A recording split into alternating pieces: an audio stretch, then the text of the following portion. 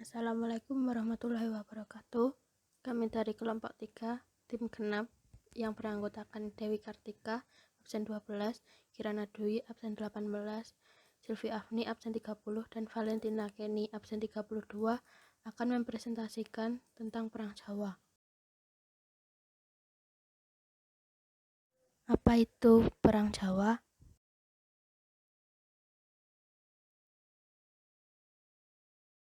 Perang Jawa atau Perang Diponegoro adalah pemberontakan yang dilancarkan oleh masyarakat Jawa di bawah pimpinan Pangeran Diponegoro.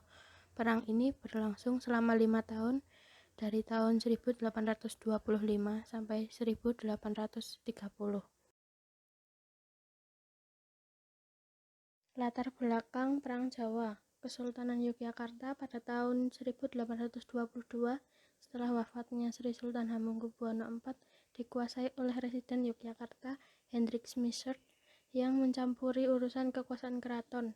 Sementara itu Gubernur Jenderal Van der Kempelen meminta seluruh tanah sewa dikembalikan kepada pemilik dengan kompensasi tertentu. Hal ini tidak disetujui Pangeran Diponegoro karena akan membawa keraton kepada kebangkrutan atas banyaknya tanah yang dikembalikan.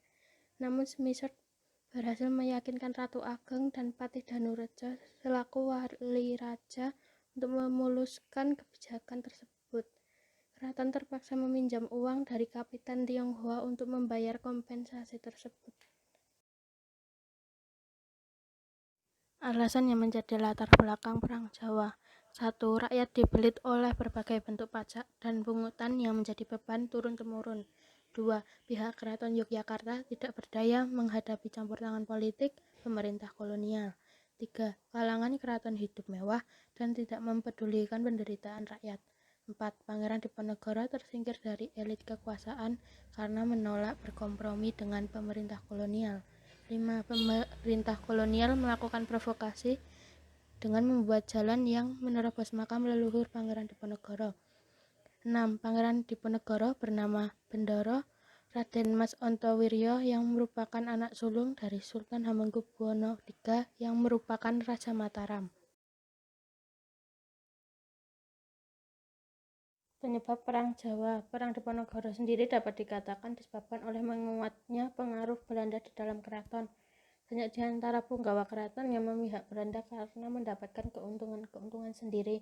Pangeran Diponegoro memutuskan hubungan dengan keraton pada Oktober 1824 dan pulang ke Tegalrejo. Ia membahas mengenai kemungkinan untuk melakukan pemberontakan pada Agustus tahun selanjutnya. Pangeran Diponegoro menghapus pajak bagi petani untuk memberikan ruang pembelian makanan dan senjata. Perang akhirnya pecah ketika Smisert pada Mei 1825 memperbaiki jalan Yogyakarta-Magelang melalui Tegalrejo. Patok-patok jalan ini melewati makam leluhur Diponegoro sehingga menyebabkan kemarahannya. Ia memerintahkan mengganti patok tersebut dengan tombak sebagai pernyataan perang terhadap Belanda dan Keraton Yogyakarta. Bagaimana kronologi terjadinya Perang Jawa?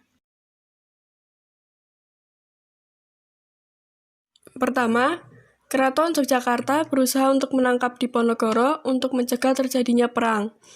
Pihak keraton merasa bahwa Diponegoro semakin fanatik terhadap keagamaannya.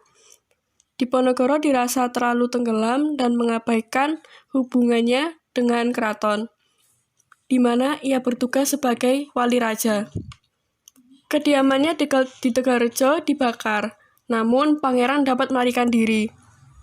Ia berpindah ke Kulon Progo dan kemudian ke Bantul, mendirikan basisnya di Gua Selarong dan berhasil mengajak berbagai elemen masyarakat untuk bergabung dalam Perang Suci. 15 orang pangeran bergabung dengan Diponegoro. Ia juga merekrut bandit profesional untuk bergabung melawan Belanda. Perjuangan ini dibantu oleh Kiai Mojo selaku pemimpin spiritual perang dan kemudian Sentot Alibasa sebagai panglima perang. Kedua, pertempuran terjadi secara terbuka bertempat di puluhan desa. Pangeran Diponegoro menyerbu pusat-pusat kekuatan Belanda ketika musim penghujan tiba. Sementara Belanda pada musim yang sama akan mengusahakan untuk melakukan gencatan senjata. Masing-masing pihak menggunakan mata-mata, kurir, dan penjelajah untuk melihat kelemahan dan peluang untuk menyerbu musuh. Jalur-jalur logistik dan pabrik mesiu dibangun di hutan-hutan Yogyakarta. Sementara Belanda rutin melakukan penghasutan dan provokasi di kalangan masyarakat maupun milisi Diponegoro. Ketiga, perang berlangsung secara stagnan sampai dengan tahun 1828 ketika Belanda di bawah Jenderal de Kock menerapkan taktik benteng stelsel yang berfungsi untuk menjepit pasukan Jawa. Kiai Mojo berhasil ditangkap pada tahun yang sama. Menyusul tahun 1829, Pangeran Mangkubumi dan Sentot Alibasa menyerah kepada Belanda. Pada Maret 1830, Pangeran Diponegoro yang terjepit di Magelang kemudian menyerah kepada Belanda dengan catatan anggota-anggota laskarnya dilepaskan seluruhnya.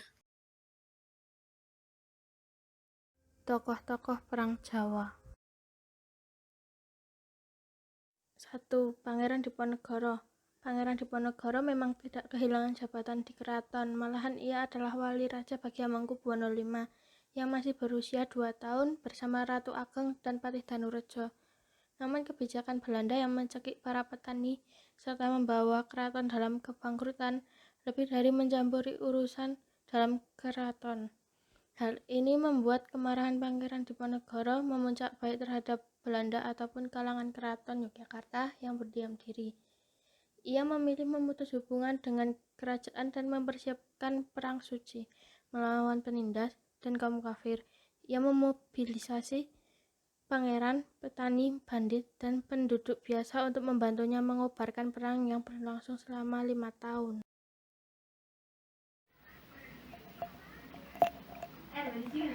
2. Kiai Mojo. Kiai Mojo adalah sepupu Pangeran Diponegoro yang merupakan seorang ulama.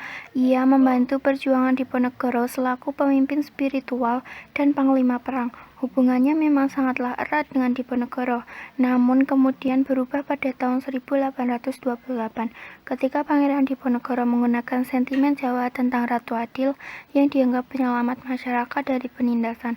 Hal ini dianggap sebagai penyimpangan dari kebenaran. Kiai Mojo berhasil disergap oleh pasukan Belanda di Sleman dan dibawa ke Salatiga.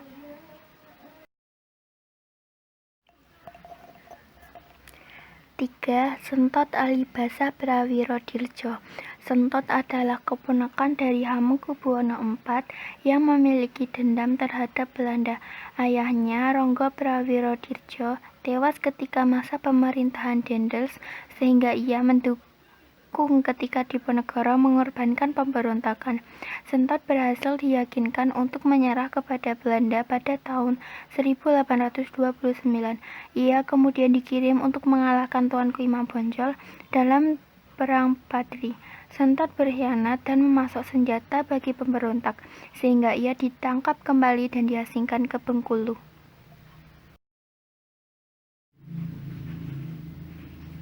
4. Jenderal de Kock. Jenderal de Kock adalah Gubernur Jenderal Hindia Belanda yang berkuasa pada tahun 1825 sampai 1826, bertugas untuk memadamkan api pemberontakan Diponegoro di Jawa. Ia menerapkan kebijakan benteng stelsel untuk mengepung pasukan-pasukan Diponegoro dan menangkap pemimpin perang masyarakat Jawa. Ia berganti jabatan menjadi Komandan KNIL sampai dengan tahun 1830 dan berperang besar atas penumpasan pemberontakan Diponegoro. Namanya digunakan atas salah satu benteng di Bukit Tinggi yang menjadi titik penumpasan pemberontakan Imam Bonjol di Minangkabau.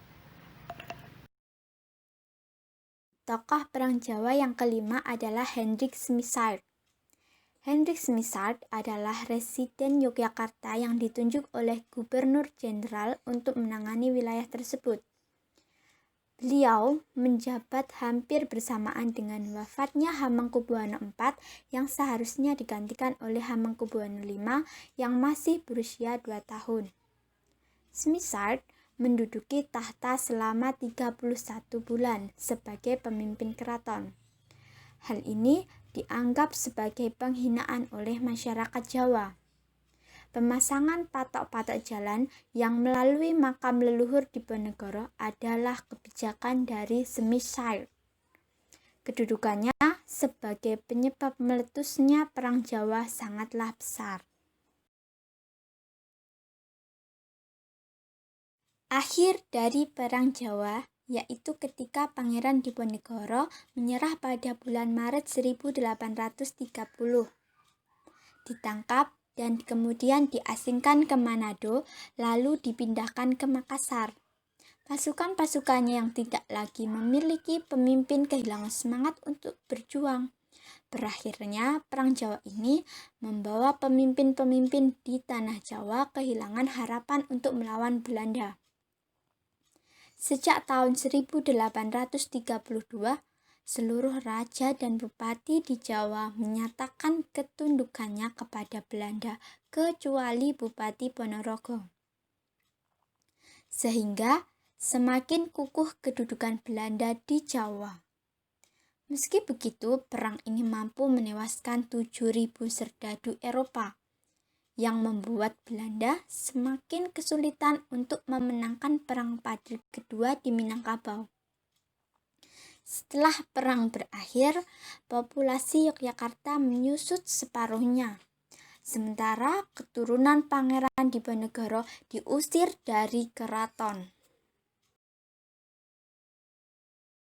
Adapun dampak Perang Jawa bagi Indonesia, di antaranya yang pertama menewaskan 200.000 orang di Indonesia. Yang kedua, perang ini banyak mengeluarkan biaya atau mahal. Yang ketiga, perang ini juga dirasakan seluruh Nusantara. Yang keempat, semakin parahnya perekonomian di Indonesia. Yang kelima, hasil dari tanam paksa digunakan untuk membiayai pihak militer Belanda. Dan yang keenam, penderitaan yang besar bagi rakyat Indonesia. Kesimpulan mengenai Perang Jawa atau Perang Diponegoro menurut kelompok kami. Perang Jawa atau Perang Diponegoro ini terjadi pada tahun 1825 sampai 1830 di daerah Jawa Tengah dan sebagian Jawa Timur. Pada peperangan ini penyebabnya yaitu karena pihak Belanda membangun jalanan sepanjang Yogyakarta hingga Magelang, namun melewati makam leluhur Pangeran Diponegoro. Pada Perang Jawa ini dipimpin oleh Pangeran Diponegoro. Semua peninggalan Perang Jawa terdapat di Museum Karisidenan Kedu atau Bakorwil. Di sana juga terdapat jubah besar milik Pangeran Diponegoro pada waktu itu. Museum tersebut juga sering digunakan untuk pembelajaran beberapa siswa dan siswi sekolah.